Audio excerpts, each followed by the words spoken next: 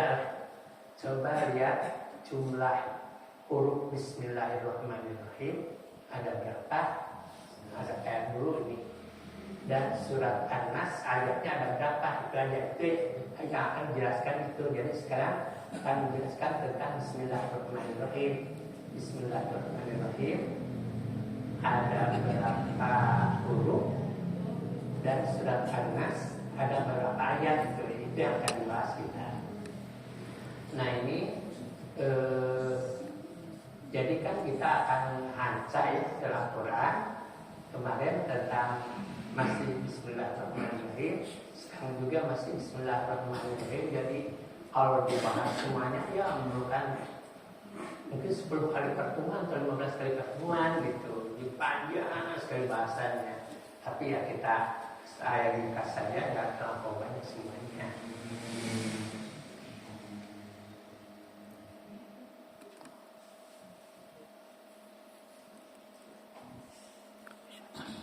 Nah, ini bahasan kita Bismillahirrahmanirrahim. Sudah ada dibaca, ada berapa huruf? 19, boleh. Nah, jadi jumlah hurufnya ada 19. Kemudian Bismillahirrahmanirrahim. Surat An-Nas ada 6 ayat. Yang baru sekali ya. Alhamdulillah, Marinas, Ilahinas, Musyari waswas Yohanas, Allahi wasisu fi sudurinas, Minati wanas.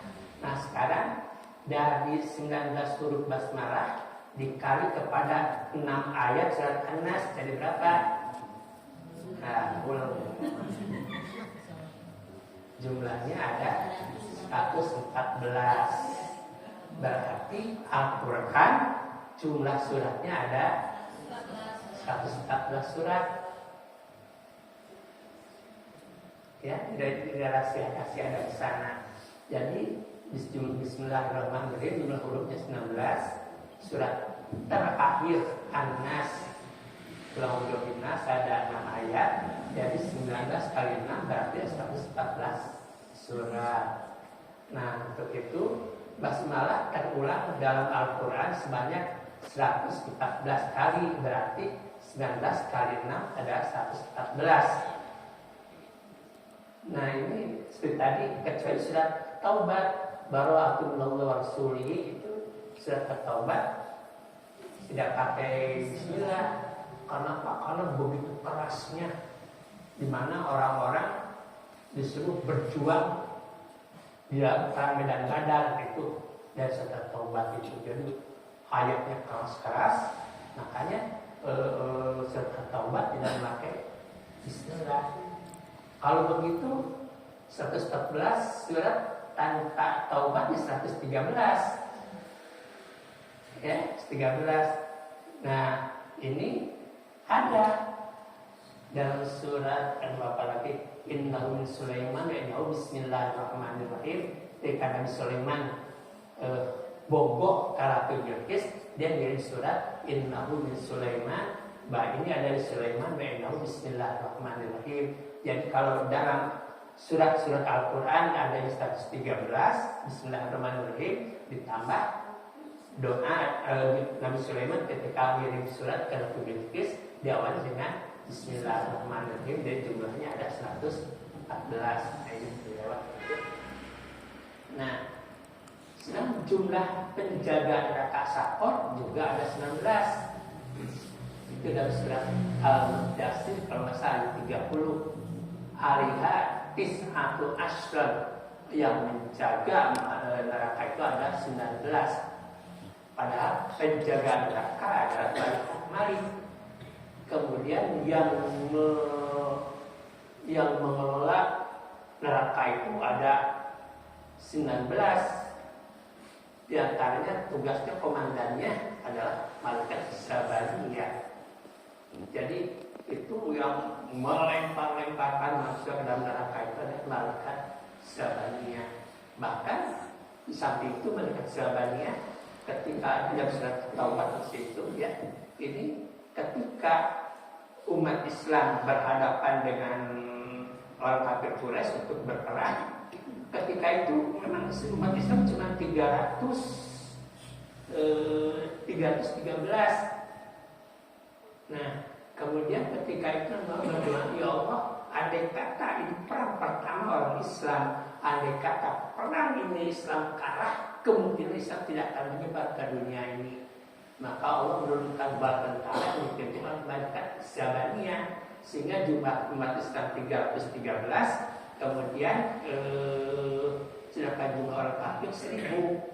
Dengan jumlah bala tentara 313, maka dapat dimenangkan perjuangan.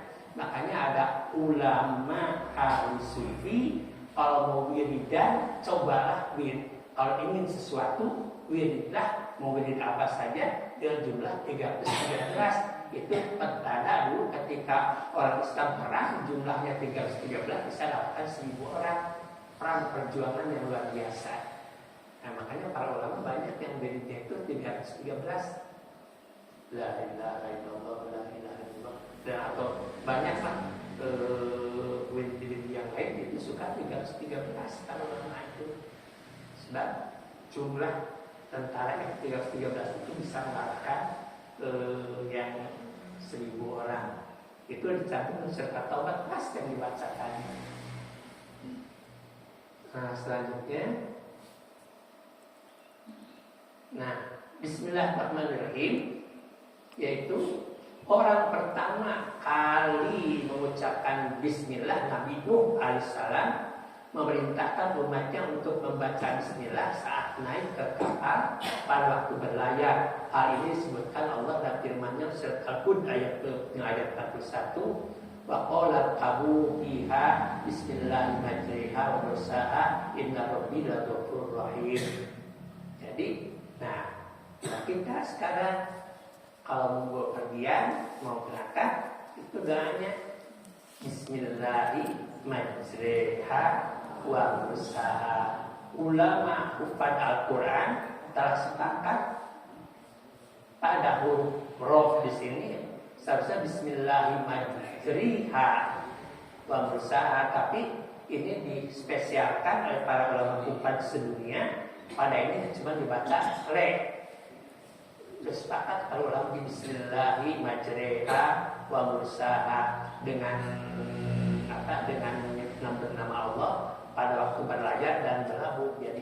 Jadi dengan nama Allah saya berangkat naik mobil, saya berangkat naik pesawat, saya berangkat jalan kaki, dan dengan nama Allah juga saya sampai. Nah, itu hafal ya nih Bapak Ibu. Jadi ketika mau berangkat mau apapun juga itu bismillahirrahmanirrahim wa mursaha. Jadi orang yang pertama kali mengucapkan bismillah adalah Nabi Nuh alaihissalam. Ketika itu Nabi Nuh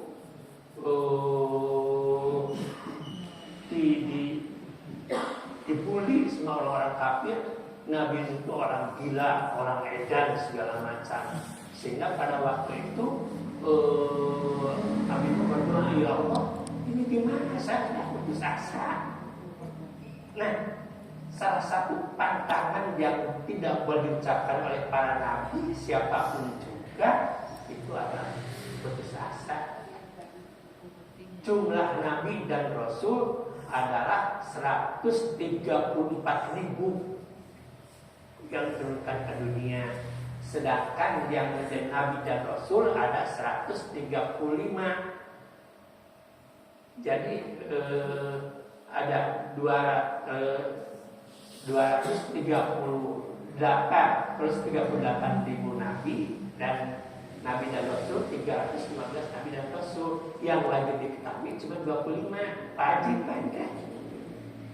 Oh, nggak mau wajib ini hukumnya. Adamun Idrisun Nuhun Huduma Soleh wa Ibrahim kullu muttaba Lutun wa Ismail Ishaq Kada Yaqub Yusuf wa Ayyub Tada Syaibu Harun wa Musa wa Yasa Zulkifli Daud Sulaiman Taba. Dari 25 nabi dan rasul ini yang termasuk nabi paling unggul, paling ulu, paling hebat ada 5 yang disebut nabi ulul azmi yang mempunyai keluar biasaan, yang punya kehebatan.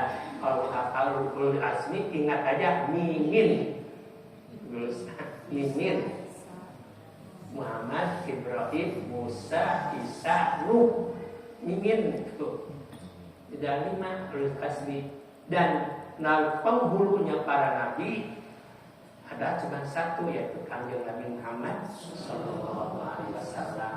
Jadi ketika karena itu pada waktu itu Nabi Nuh disuruh membuat kapal. Di antara putra Nabi Nuh yang dari Sinai, keluarganya sendiri, anaknya sendiri tidak percaya Nabi Nuh sebagai Nabi dan Rasul. Sehingga Allah berfirman, wahai Nuh, dunia ini akan saya tenggelamkan, bikinlah kapal di atas gunung. Nabi Nuh pergi ke atas gunung, menebang pohon. Itu kalau nggak salah membuat kapal sebentar lagi, entah 10 tahun, entah 1 tahun, 10 tahun kalau nggak salah. Di sana ada sebuah pohon yang besar luar biasa, cahaya gergaji. Nah ini dalam hikayat bahwa alam benar tidaknya itu minta bantuan pada jin untuk menebangnya. Maka para jin ikut membantu, tapi katanya bahwa alam minta 10 macam bubur.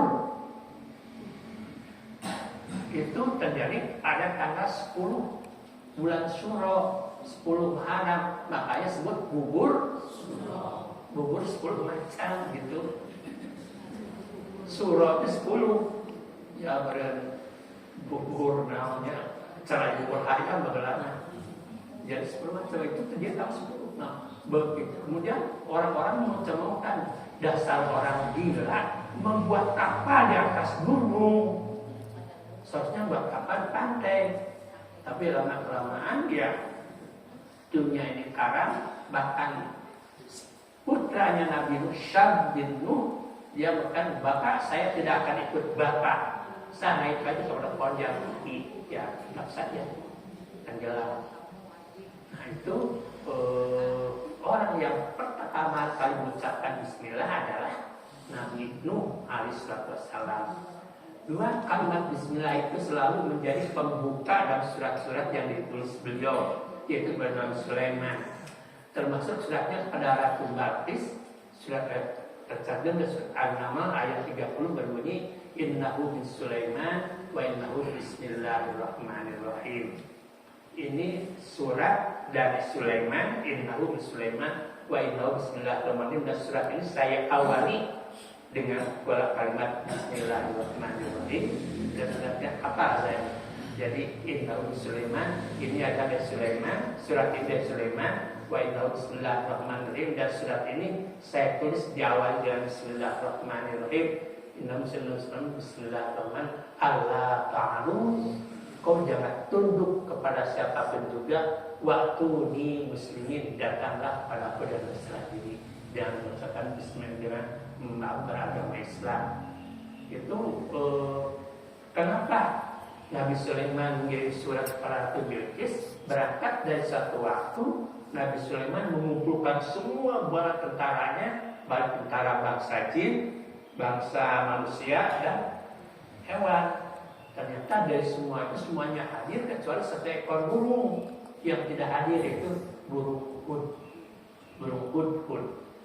Namun ketika diperiksa memang burung hud tidak hadir, maka Nabi Sulaiman marah demi Allah, biar ketemu si hud saya potong lehernya. Lama kemudian Hud datang. Begitu mau marah, Nabi Sulaiman tanya dia, kemana aja kamu?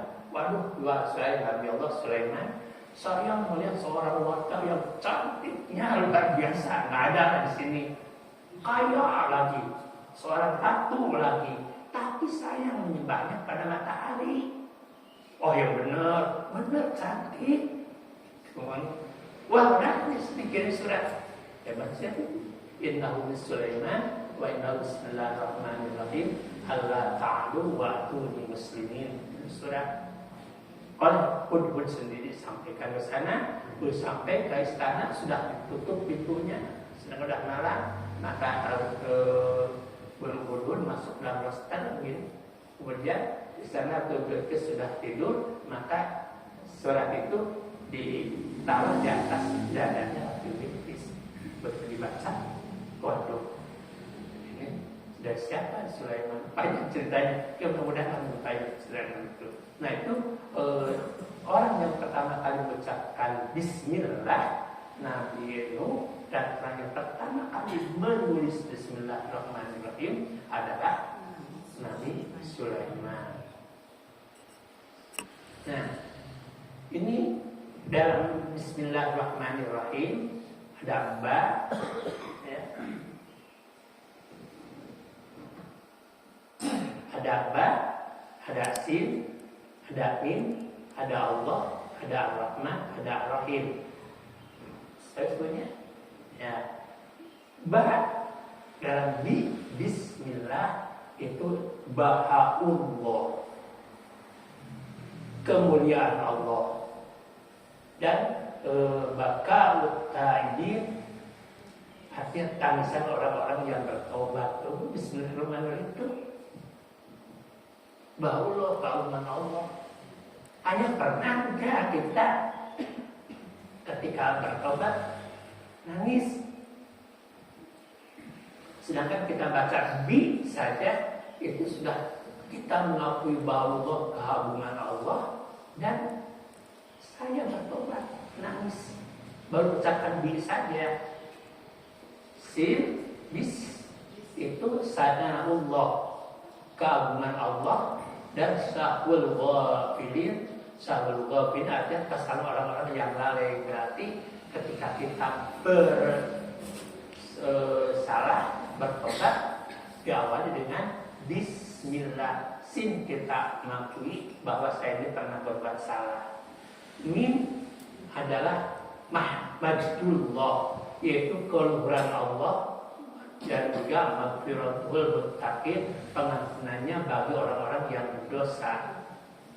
Jadi kita sebelum bertobat itu kepada Allah diawali dengan Bismillah. Kemudian Allah Bismillah itu kenapa enggak Bismillah? Kalau sebelum lafaz Allah diawali dengan i, kedepannya dibaca lah. Kalau sebelum lafaz Allah diawali dengan u atau a, jadi Allah. Kalau diawali dengan i, lah, jadi Bismillah. Dari Bismillah. Nah, Bismillah lafaz Allahnya adalah li ahli sofa, bagi mereka yang bersih hatinya. Itu alhamdulillah kita baca Bismillah itu hati kita bersih, selalu subhanallah. Dalam tafakkuran kita Bismillah boleh berayak mata. Dan Ar-Rahman yaitu li ahli wafa, yaitu bagi mereka yang memberi kesetiaan. Kita baca Bismillah berarti kita setia kepada Allah, kita taat kepada Allah. Bismillah. Ar-Rahim yaitu li ahli jafa, yaitu bagi mereka yang memiliki sifat tidak setia. Nah, tapi tidak setia begini maksud tidak setia ini. Allah memberikan rezeki di dunia ini baik kepada yang setia taat kepada Allah maupun yang tidak setia kepada Allah, dari rezeki kecuali yang tidak akhirat. Itu Rahim. Itu begitu agung Pak. Bismillah itu. Kemudian Allah, tangisannya orang yang bertobat, sinnya sanallah dan sahulullah pilih, ya kan, mengakui kesalahan, mimnya majdullah, keluhuran Allah, dan pengampunannya bagi orang berdosa. Ya setidaknya kalau kita baca Bismillah sudah Allah memberikan ampunan itu. Nikmat sekali baca Bismillah itu. Nanti selanjutnya ada masih dari sini juga. Nah, juga di lain tafsir, tak banyak tafsirnya. Ini lain tafsir Bismillahirrahmanirrahim, huruf ba-nya bermakna baro'atun tadi kan. Sudah tadi bukan taubat. diawali dengan bara'atu minallahi wa rasulihi, itu jadi bara'at yaitu pembebasan dari Allah. Pasti yang dibaca bara'at awal suratnya, tidak pakai bismillah. Huruf ba-nya adalah bara'atullah, yaitu pembebasan dari Allah. Rahasianya akan dapatkan kebahagiaan di akhirat. Bismillahirrahmanirrahim. Enak sekali, damai sekali baca bismillah itu. Kemudian huruf sinnya yaitu satrullah, yaitu penutup dari Allah pada orang-orang yang bodoh, dalam artian kesalahan, penutup dari orang-orang yang bodoh dalam artian kesalahan-kesalahannya akan ditutup oleh Allah. Nah, yang paling sedih, dia berbuat salah oleh Allah ditutup, tapi kalau orangnya dibeja-bejakeun nih. Bahkan anak muda sekarang begini bangga, wah siapa orang ditahan di polisi lah, sopak kowe. Justru oleh Allah ditutupi. Nah, jadi begini, di hadis yang lain, apabila kita buat salah, buat dosa, jangan ceritakan orang yang lain. Kenapa? Oleh Allah sendiri tutupi. Apabila diceritakan ke orang lain, orang yang mendengar jadi saksi di hadapan Allah. Para Allah menutupi, berarti diampuni oleh Allah, tapi kenapa dibeja-bejakeun? Nah, ini sintesatrullah, yaitu penutup, ditutup dari segala berbagai dosa-dosanya. Menurut huruf mim, yaitu mahabbatuh, adalah kecintaan Allah pada orang-orang Islam. Jadi ketika baca bismillah, Allah itu cinta kepada kita, senang kepada kita, merasa jatuh hati pada kita. Kita baca bismillah itu. Kemudian lapan daripada Allah, artinya alif, di sini ada alif ya. Allah al-alif berarti al-fatuhu, yaitu belas kasih sayang Allah.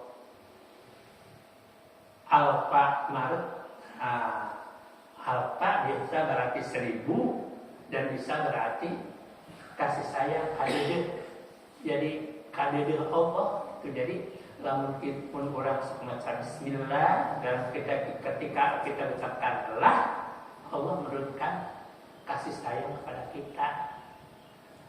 Nah, kemudian sedangkan lamnya itu lataifatu, yaitu memiliki arti Allah maha lemah lembut, latif. Makanya orang kesana membuka kamu kalau yang ketika cinta sok benda ya latif. Pelanggan catering si rombat ya ketip gitu.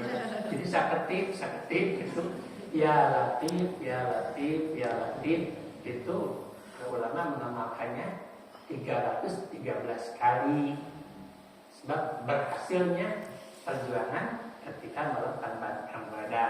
Dan huruf H-nya Allahu, itu H-nya adalah hidayah atau petunjuk dari Allah Subhanahu wa taala, berarti dia kalau baca bismillahirrahmanirrahim dapat petunjuk dari Allah Subhanahu wa taala.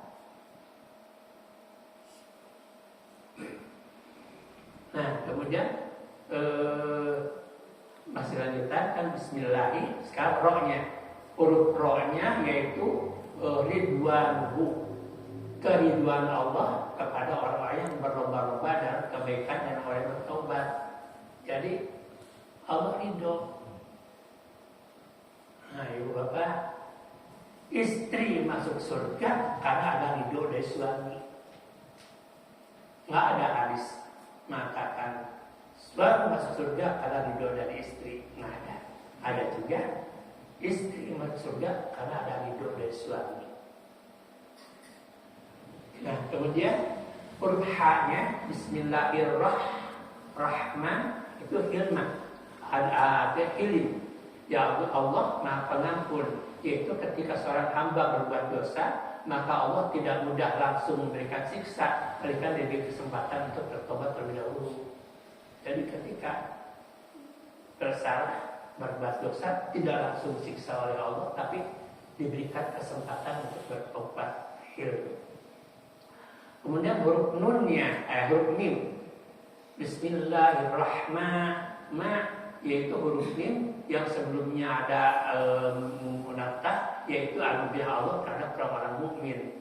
Jadi di sini jadi yang ketika kita baca Rahman, ketika yaitu Allah memberikan anugerah kepada yang membacanya.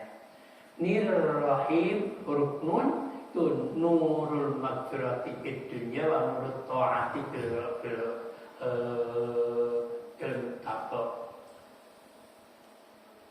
muttaba, yaitu pertama cahaya mengenal Allah semasa dunia dan cahaya ketaatan ketika di akhirat. Nah, jadi makanya itu ketika di alam mahsyar manusia itu yauma taswaddu wujuhum wa malaju waspada wujuhum ka'afakum ba'da imanikum ba'da bentak kurun amal jam wujuh fi rahmatillah fi aqwalihim. Dan surat Al-Imran ketika dikumpulkan di padang mahsyar pamalanya swadda wujuhum, tapi ketika itu manusia banyak yang mukanya tutung hangus belum lebih daripada bujur katil hidungnya. Sedangkan amalan jam-jam dan tujuh papi rahmatillah, dan sebagian juga banyak orang yang mukanya bersinar. Kenapa? Karena ada kasih sayang Allah. Nah, berarti di sini orang yang ketika sampai Bismillahirrahmanirrahim, Allah berikan cahaya kepada kita dan juga cahaya di dunia sampai nanti di akhirat. Kemudian huruf huruf nun langsung huruf ya, Rahmanirrahim, yaitu ya Allah, pertolongan dari Allah. Bismillahirrahmanirrahim. Kemudian berikutnya Bismillahirrahmanirrahim. Satu, Nabi Isa menjawab ketika Nabi Isa ditanya Bismillah itu apa? Ini hadis semuanya ini. Nabi Isa menjawab, ba-nya itu bah Allah tadi yang saya jelaskan, keelokan Allah. Sinnya ada sana'uhu, keagungannya. Mimnya mamlakatuhu, kekuasaannya, kekuasaan Allah. Ilahul, sedangkan Bismillah, Allah Bismillahi, ilahul ilaha, yaitu Tuhan para Tuhan, dan Ar-Rahman, Rahman dunia, pengasih dunia, dan Ar-Rahim, pengasih di akhirat. Ketika Nabi Isa ditanya, itu jawabannya. Kemudian Rasulullah bersabda, sebuah ayat diturunkan kepada aku, ayat yang tidak pernah diturunkan kepada seorang nabi selainku kecuali Sulaiman dan bin Daud. Ayat ini berbunyi Bismillahirrahmanirrahim. Jadi diungkapkan di lain hadis bahwa Bismillahirrahmanirrahim itu hanya diturunkan kepada Nabi Muhammad SAW, kepada nabi-nabi dan kitab Taurat, Injil, Zabur tidak ada. Dan juga cuma diturunkan kepada Nabi Sulaiman. Jadi sejarahnya Bismillahirrahmanirrahim hanya diberikan kepada Nabi Muhammad SAW bagi kita dan kepada Nabi Sulaiman bin Daud. Dan juga orang yang suka Bismillahirrahmanirrahim akan mendapatkan keberkahan. Diriwayatkan dari Jabir bin Abdullah ketika ayat Bismillahirrahmanirrahim turun, awan bergerak ke timur, angin menjadi tenang, laut bergelombang, dan setan dilempari dari langit. Allah bersumpah dan kebesaran dan keagungannya bahwa sesuatu yang dinamai dengan namanya niscaya mendapat keberkahan. Jadi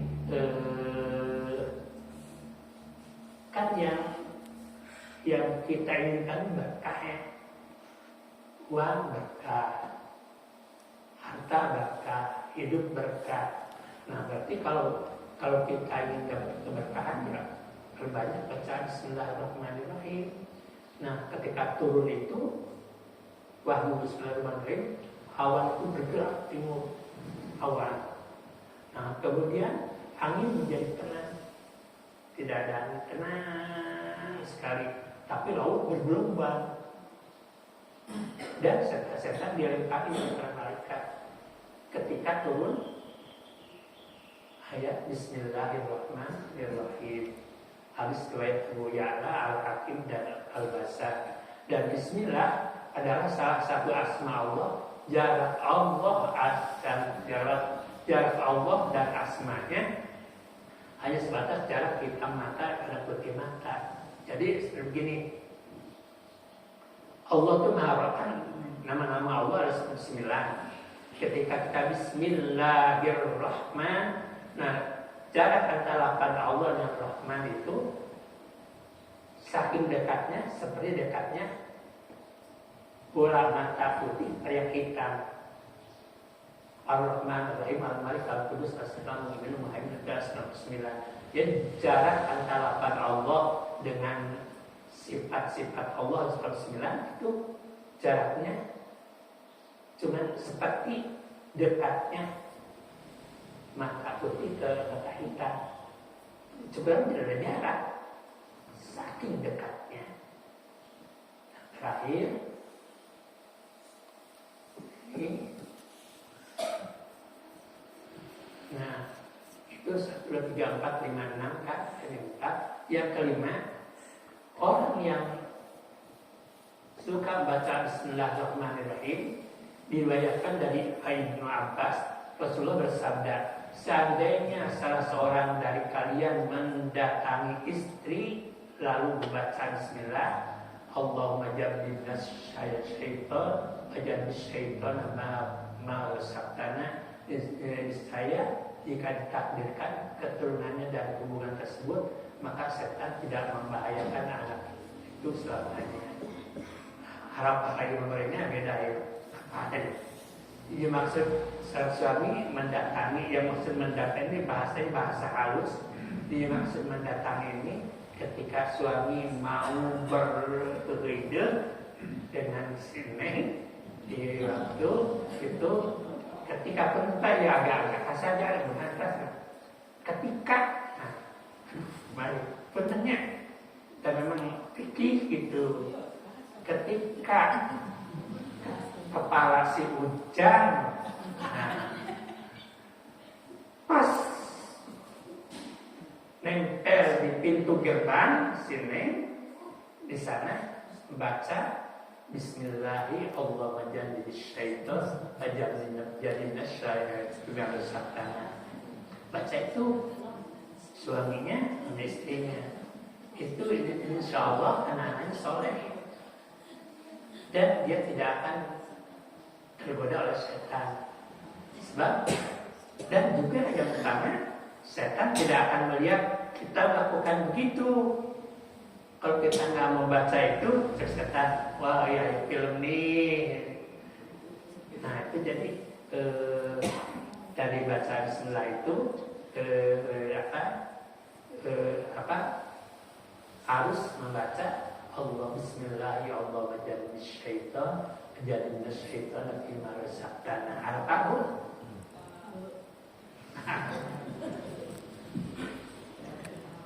Allah Bismillah ya Allah wajannibna syaitan wajannibna syaitan fima razaqtana. Ya Allah, jauhkanlah saya dari setan dan setan jauhkanlah dari saya. Sebab dari rezeki ini, saya melakukan hubungan itu adalah rezeki dan juga ibadah. Makanya menurut Imam Atta, ibadah yang paling hebat, paling nikmat adalah melakukan hubungan suami istri. Itu sudah ibadah. Saat subuh mah tulu haji kayak gambar, cibar bayi, cipanon. Tapi itu ibadah, ngaji ibadah, sholat ibadah. Sholat imamnya panjang sama Mekah. Tapi suami istri berhubungan, hayang lila ibadah, rezeki kan jamaah gitu.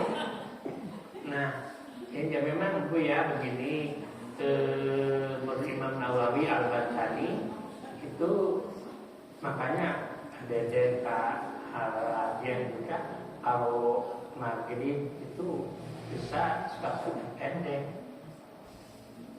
Kalau subuh kan kita nggak ngancam, nggak mau gitu. Terus yang pendek, bahkan buat Imam Nawawi ketika kamu mengimami, bacalah surat-surat yang sekiranya makmum hafal. Kalau membaca surat, imam membaca surat yang sekiranya makmum hafal, makmum akan khusyuk. Kenapa? Sama ikuti. Baca imam baca qul huwallahu ahad, namun dia duduk dalam hati jadi khusyuk.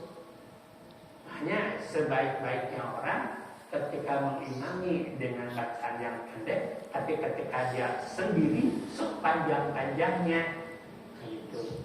Jadi ini baca Bismillahirrahmanirrahim.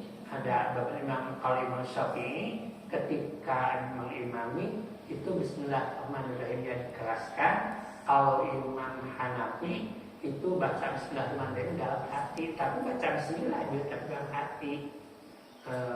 Dan demikian ya, mudah-mudahan dengan penjelasan Bismillahirrahmanirrahim ini kita betul jadi Bismillahirrahmanirrahim itu maknanya, oh pesan maksudnya. Berarti saya ini sedang terima taubat, kalau saya ini sedang dikasihi Allah, saya ini sedang diampuni Allah, itu baca Bismillahirrahmanirrahim. Dan setiap mau aktivitas apapun juga hendaklah diawali dengan mengucapkan Bismillahirrahmanirrahim.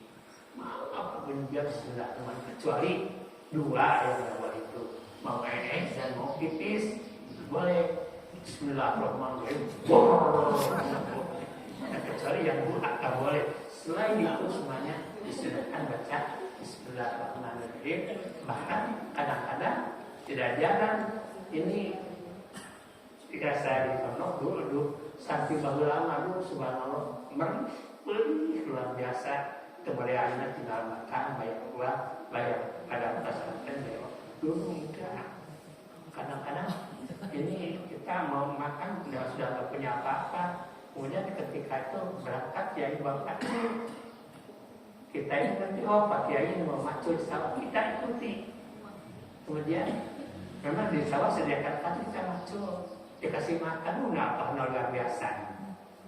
Itu mungkin Bismillahirrahmanirrahim, Bismillah, sehingga si berasnya itu adalah bakat. Nah berarti sekali lagi kesimpulan akhirnya bahwa siapa orang yang suka membaca Bismillahirrahmanirrahim setiap kegiatan, dia akan digerangi dengan barokah dari Allah Subhanahu wa Ta'ala.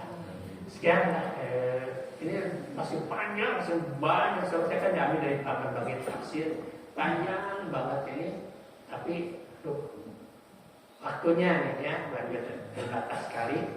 Ya, semoga Allah memberikan barokah sama maghfirah pada kita semua. Dan oh ya sedikit sekali ini ingat, itu afdol mana kurban dengan kambing dan benar sapi. Kalau kita nggak usah bicara afdol, nggak usah lah. Mereka katanya lebih afdol kurban dengan kambing, sebab Nabi Ibrahim ketika kurban Ismail diganti dengan seekor kambing dan seekor sapi. Betul itu.